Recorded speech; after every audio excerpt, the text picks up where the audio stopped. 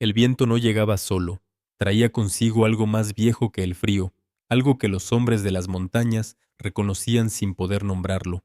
Un presentimiento.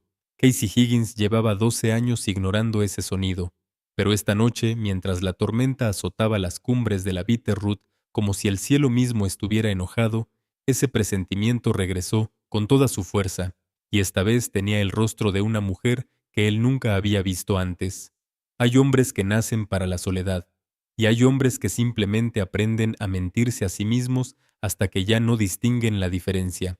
Casey Higgins era de los segundos. 42 años, 6 pies y 4 pulgadas de músculo, cicatrices y silencio.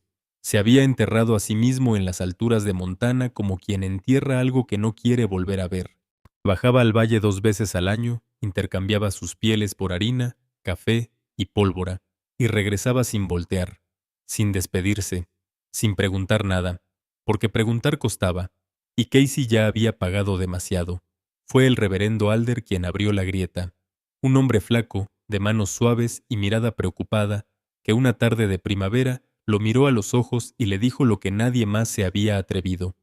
Un hombre sin fuego en su casa se congela desde adentro, Casey, no de los huesos para afuera, sino al revés, de aquí. Señaló su propio pecho, hacia todo lo demás. Casey no respondió, pero tampoco se levantó. 2 semanas después, le pagó a Jevidia Cole, el administrador de correos, una cantidad absurda de plata para que publicara un anuncio en los periódicos de San Luis. Lo que siguió fueron 6 meses de cartas lentas, torpes, que, sinceras a su manera.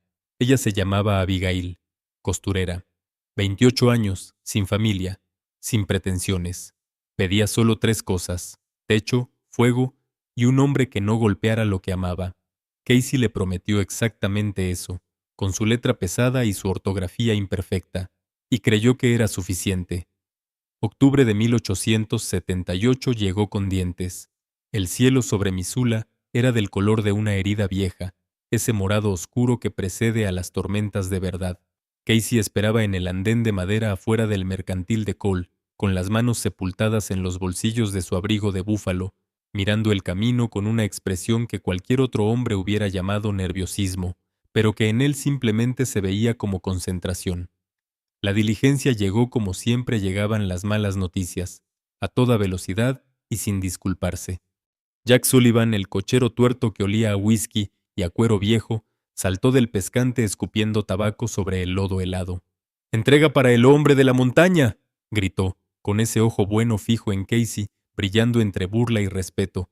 «Pero te aviso, Higgins, no pesa más que un gato mojado», y no dijo ni una maldita palabra en todo el camino desde Bozeman. Ni una. La puerta de cuero de la diligencia se abrió, y Casey sintió por primera vez desde Shiloh que el suelo debajo de él no era completamente sólido. La mujer que salió no era lo que había imaginado. No era lo que nadie hubiera imaginado. Era pequeña hasta el dolor, envuelta en un vestido de lana gris que le colgaba del cuerpo como si hubiera sido hecho para alguien más grande, más lleno de vida. Llevaba una cofia negra de luto que le tapaba la mitad del rostro y abrazaba contra su pecho una bolsa de cuero con una fuerza que sus nudillos blancos hacían evidente. Pero lo que detuvo a Casey, lo que le apagó el aire en los pulmones, no fue su tamaño ni su ropa. Fue su postura. Estaba encogida como alguien que espera un golpe. No uno que ya viene, sino uno que lleva tanto tiempo llegando que el cuerpo ya aprendió a anticiparlo sin pensar. «Abigail», dijo Casey, intentando suavizar una voz que había sido construida para gritar órdenes en el monte. Ella se contrajo como si le hubieran arrojado agua fría. Lentamente levantó la cabeza. Sus labios estaban agrietados por el viento. Sus ojos miraban hacia el suelo. Asintió. Solo eso. Casey aplastó el ala de su sombrero entre los dedos sin darse cuenta. Atam. Jack Sullivan bajó del techo del carruaje un baúl que golpeó las tablas del andén con un estruendo de sepulcro. «Lo más pesado que he jalado en 20 años», gruñó Sullivan. «¿Qué trae ahí adentro? ¿Herraduras?». Casey le lanzó un peso de plata sin mirarlo y cargó el baúl al hombro. Era absurdamente pesado, mucho más de lo que cualquier mujer debería necesitar para comenzar una nueva vida. La miró de reojo. Ella seguía mirando el lodo. La ceremonia en el salón del reverendo Alder Duró menos de 20 minutos y se sintió como un entierro. Cuando llegó el momento de los votos, la voz de ella no apareció. Simplemente asintió. El reverendo intercambió una mirada con Casey. Casey no devolvió la mirada. Fijó la mandíbula y dijo sus propias palabras en voz baja, Pouty, como quien hace una promesa a alguien que ya no puede escuchar. Una hora después, los dos extraños subían por los vericuetos helados de la Bitterroot en un carromato tirado por dos mulas tercias, con el primer gran ventarrón de la temporada empujándolos desde atrás. Casey intentó hablar. Le señaló el río Clark Fork allá abajo, como una cinta plateada entre los árboles negros. Le mostró el pico del Lolo contra el cielo gris. Cada vez que abría la boca, ella se alejaba un centímetro más en el banco de madera. Así que Casey cerró la boca, y el silencio entre ellos se volvió tan denso como la nieve que empezaba a caer. El baúl en la parte trasera traqueteaba con cada bache. Un sonido que a Casey le recordaba, sin saber por qué, al sonido de las cadenas. Baez. La cabaña apareció entre los pinos cuando la tormenta ya era un muro blanco. Casey desenganchó las mulas en el establo mientras el viento aullaba con una rabia que parecía personal. Adentro encendió las lámparas de querosén, y la luz amarilla tibia tocó cada rincón, las pieles sobre las sillas, las trampas colgadas en las vigas, el rifle Henry sobre la repisa de piedra. Cuando se giró, ella seguía parada en el umbral con la nieve derritiéndose en su cofia. Sus ojos no se posaban en nada, iban de esquina en esquina, calculando distancias, buscando salidas, como los ojos de un animal que no sabe si el lugar donde está es un refugio o una trampa. «Quítate las cosas mojadas», dijo Casey con cuidado, manteniéndose al otro lado del cuarto. «El fuego estará listo en un momento». Ella no se movió. Casey se arrodilló frente a la chimenea, acomodó la leña de abedul y en cuestión de minutos el fuego rugía y lanzaba calor en oleadas. Se giró de nuevo. El azamday, ella estaba quitándose la cofia. Cuando la tela cayó, Casey tuvo que controlar el gesto que quería hacer su cara. El cabello de la mujer estaba cortado. No peinado, no estilado, cortado. Trozos disparejos cerca de la mandíbula, como si alguien lo hubiera arrancado con una navaja roma y mucha prisa. Ella lo miró entonces, por primera vez, de frente. Tenía ojos grises, profundos, hermosos de una manera que dolía, porque dentro de ellos había algo que Casey reconoció al instante, algo que solo había visto en los hombres que regresaban del frente después de demasiadas batallas. La mirada de quien ha visto cosas que no tienen nombre. Le sirvió un tazón de estofado de venado que había dejado hirviendo antes de bajar al pueblo. Ella comió como alguien que no sabe cuándo volverá a tener la oportunidad, con los ojos en la puerta, con los ojos en las ventanas cubiertas de escarcha. La noche cayó sobre la cabaña como una lona pesada. Casey estaba de pie junto al fuego, desabrochando el cuello de su camisa, perfectamente consciente del espacio que ocupaba en esa habitación pequeña, del tamaño de sus manos, de la diferencia brutal entre sus 120 kilos y ella. Miró la cama en el rincón, las pieles gruesas, después la miró a ella, sentada en la silla de madera con las manos apretadas sobre el regazo, los ojos fijos en las llamas. «Abigail», dijo en voz baja. Ella tensó los hombros. «Sé lo que se supone que pasa esta noche. Conozco los votos, pero estás temblando como si fuera a llover piedras». Agarró una cobija gruesa de lana del baúl y la extendió en el suelo junto a la chimenea. «Tú duermes en la cama, yo duermo aquí, y así va a ser hasta que tú decidas que es diferente. No te voy a tocar». Le dio la espalda. Se quitó las botas, extendió su cobija sobre el suelo duro y se acostó. El fuego crepitaba, el viento golpeaba la madera, y entonces llegó el sonido. No fue el crujido de las pieles, no fue el suspiro de alguien que finalmente encuentra descanso, fue un sollozo, un sonido que parecía venir de dentro de la tierra, ronco, roto, el tipo de llanto que hace alguien que lleva meses sin permitirse llorar y que ya no puede sostenerlo más. Casey se incorporó. La cama estaba vacía. Ella estaba arrodillada en el centro del cuarto. Había abierto el baúl. Con una llave de hierro que sacó de su bolsa de cuero, había levantado la tapa, y ahora sostenía entre sus manos algo envuelto en hule aceitado que temblaba junto con sus dedos. «¿Qué pasa?», preguntó Casey, poniéndose de pie despacio. «¿Qué tienes?». Ella volteó hacia él. Las lágrimas le corrían en silencio por la cara pálida. Negó con la cabeza. Un movimiento violento, desesperado, como si el nombre que Casey había estado usando fuera un cuchillo que ella no podía seguir soportando. Levantó las manos hacia el cuello de su vestido gris y comenzó a desabotonar el cierre hasta el hombro. Casey desvió la mirada. «No tiene que», comenzó, pero un sonido gutural desde su garganta, un sonido que no era palabra sino pura urgencia, lo obligó a mirar de nuevo. Había bajado el vestido de su hombro izquierdo. Casey no pudo evitar que su respiración se cortara. Cruzando desde su clavícula hasta el cuello había un tejido de cicatrices antiguas, levantadas y brillosas como cera quemada. Pero entre todo ese horror había algo más. Grabada en la piel, justo debajo del hueso, una letra. Una C. Tosca, profunda, rodeada de marcas circulares que solo podían haber dejado una soga apretada durante mucho tiempo. Era la marca de alguien que había querido convertir a un ser humano en propiedad. Casey comprendió en ese momento por qué ella no hablaba.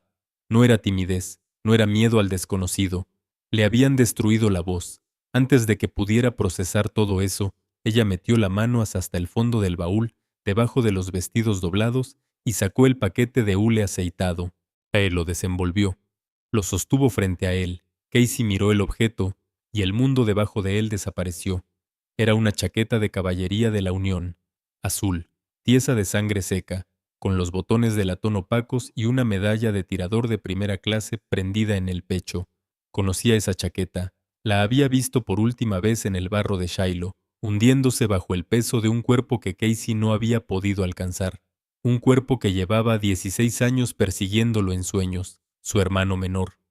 «Gideon», susurró Casey. La sílaba le salió como ceniza. La mujer que no era Abigail tomó la pizarra de tiza del suelo, escribió con la mano que le temblaba pero no se detenía, y le extendió el tablero. «Mi nombre es Clara. Fui su esposa. No murió en Shiloh. Murió hace 3 semanas en un campamento minero en Dakota. El suelo se inclinó. Las paredes se contrajeron. 16 años. 16 años de cargarlo muerto. 16 años de penitencia por haberlo dejado. Y Gideon había estado vivo todo ese tiempo. Había sobrevivido la guerra. Había crecido. Había amado a alguien. Había muerto solo, en el barro de otro estado, sin que Casey lo supiera. Clara borró la pizarra con el talón de la mano y escribió de nuevo, más rápido, con letras que ya no cabían bien en el espacio. «Me dijo que te buscara. Dijo que eras el único hombre capaz de detenerlos. Los hombres que lo mataron vienen por el oro de este baúl. Vienen por mí». Casey cayó de rodillas, la chaqueta de su hermano aplastada contra su pecho, el hombre que había cruzado una guerra sin llorar, que había enterrado a compañeros con las manos sin derramar una lágrima, que había construido su vida entera sobre el silencio para no romperse, se quebró ahí, en el centro de esa cabaña de madera, mientras la tormenta más grande del año rugía afuera. Lloró hasta que amaneció, y cuando el sol salió frío y blanco sobre la Bitterroot, Casey Higgins no era el mismo hombre que se había acostado en el suelo la noche anterior. Ese hombre guardaba su dolor adentro. Este nuevo lo convertía en otra cosa. La mañana llegó con una crueldad brillante. La tormenta se había agotado a sí misma en las últimas horas de la madrugada y había dejado atrás un mundo sepultado bajo 1,5 metros de nieve prístina e implacable. Casey no había dormido. Estaba sentado en el suelo, pues con la espalda contra la pared de troncos y la chaqueta de Gideon sobre las rodillas. Sus ojos, normalmente filosos como los de un halcón, estaban hinchados y enrojecidos, pero dentro de ellos había algo nuevo, algo que no era tristeza, era filo. Clara despertó entre las pieles y lo encontró mirándola desde la penumbra. Se congeló. Casey se puso de pie despacio. Los tablones del suelo gimieron bajo su peso. Caminó hasta el baúl y lo miró. Clara había levantado un falso fondo durante la noche. Debajo de los vestidos no había más ropa. Había oro, pepitas brutas del tamaño de nueces y lingotes marcados con el sello de una asalladora de Dakota. Suficiente riqueza para comprar la mitad del condado. Casey cerró la tapa de una patada. El golpe resonó como un disparo. «El oro no me interesa», dijo con voz ronca por el llanto de la noche. «Me interesa la sangre en esa chaqueta». Le lanzó la pizarra sobre las pieles. «Escribe todo, sin omitir nada». Durante la siguiente hora, El único sonido en la cabaña fue el chirrido frenético de la tiza sobre la pizarra y el raspado cuando ella borraba para escribir el siguiente capítulo. Escribió de Gideon, de cómo la guerra lo había devuelto roto, de cómo se encontraron en las colinas negras dos personas fracturadas que hallaron manera de sostenerse mutuamente, de cómo él había encontrado una veta de oro puro profunda en el cuarzo y de cómo los secretos en los campamentos mineros no sobrevivían más que una semana.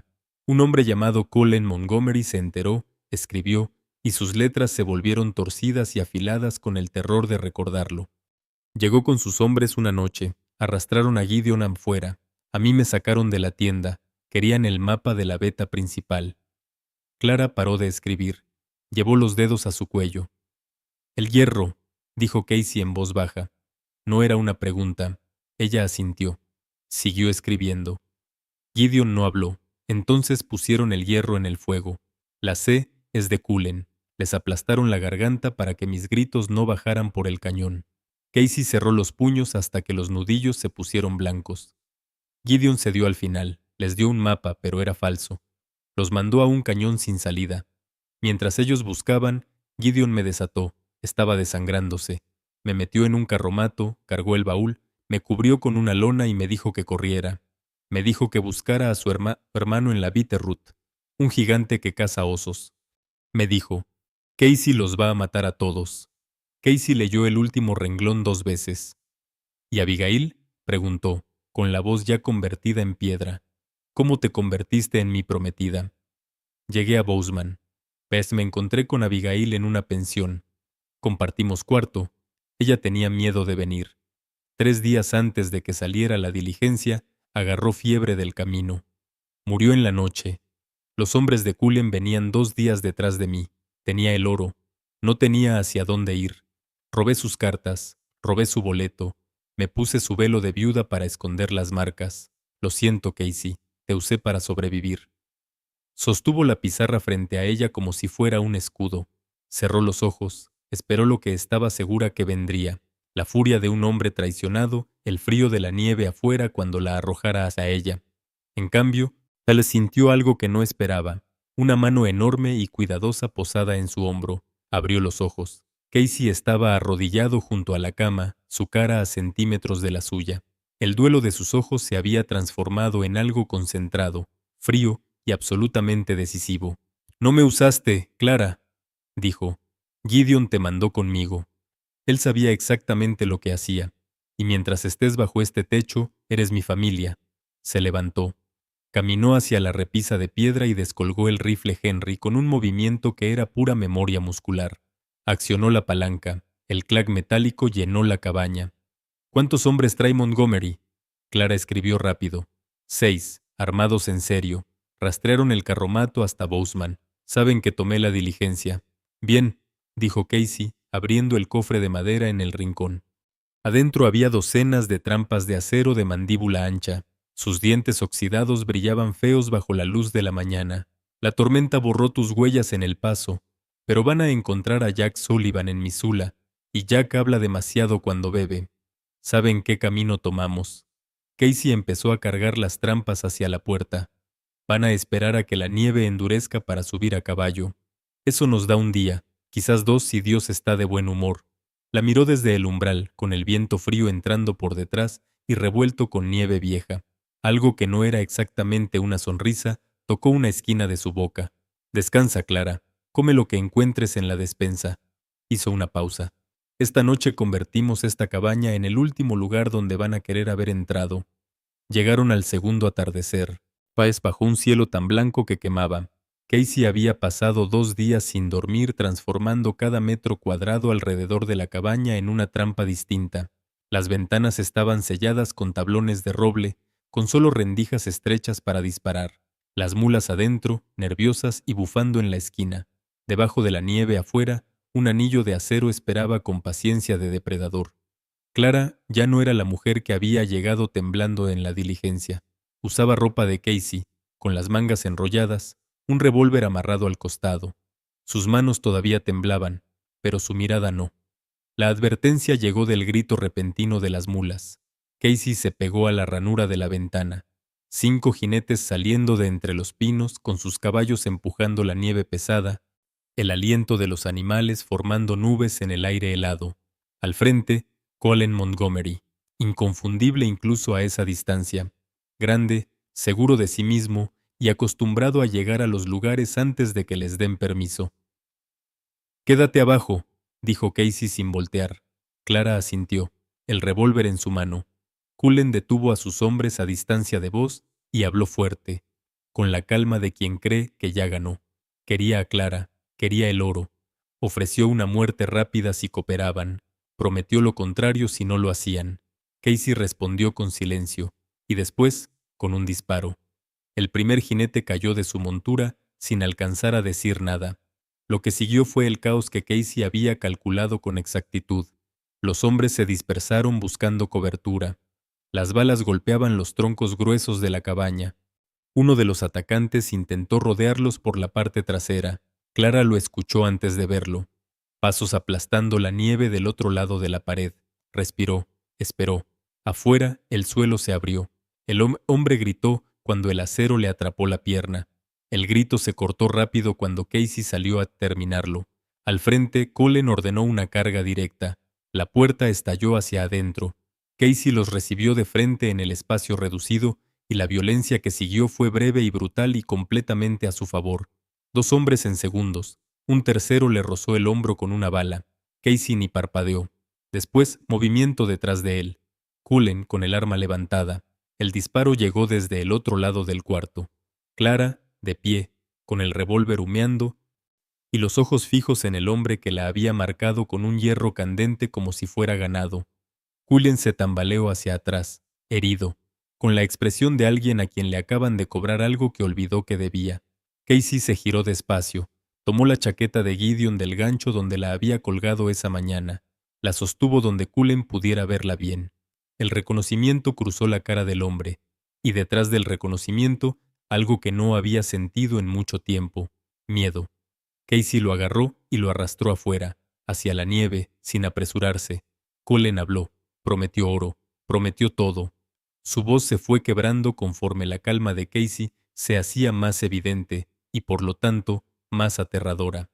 El viento en las alturas de la Bitterroot es un sonido viejo, más viejo que los hombres que viven ahí, más viejo que sus guerras y sus deudas y sus muertos. Casey se detuvo sobre él. «Esto no es por el oro», dijo en voz baja, y no dijo nada más. El viento terminó por lavar la sangre de la montaña, como lava todas las cosas que los hombres no saben cómo enterrar. Casey nunca recibió a la costurera tranquila que había pedido. Recibió algo completamente distinto, una mujer construida de silencio y cicatrices y una determinación que ninguna cantidad de fuego había logrado apagar. Clara nunca recuperó su voz, pero en las noches de invierno, sentados junto al fuego en la cabaña de los picos más altos de Montana, nunca hubo falta de ella. Se entendían de otra manera, con los ojos, con los gestos, con la clase de quietud que solo existe entre 2 personas que ya no tienen nada que esconder, 2 almas rotas, que aprendieron finalmente a sostenerse sin romperse. Ahí arriba, en los dientes helados de la Bitterroot, donde el viento lleva los fantasmas de los que se fueron, Gideon Higgins descansó por fin en paz. Su hermano lo había cumplido.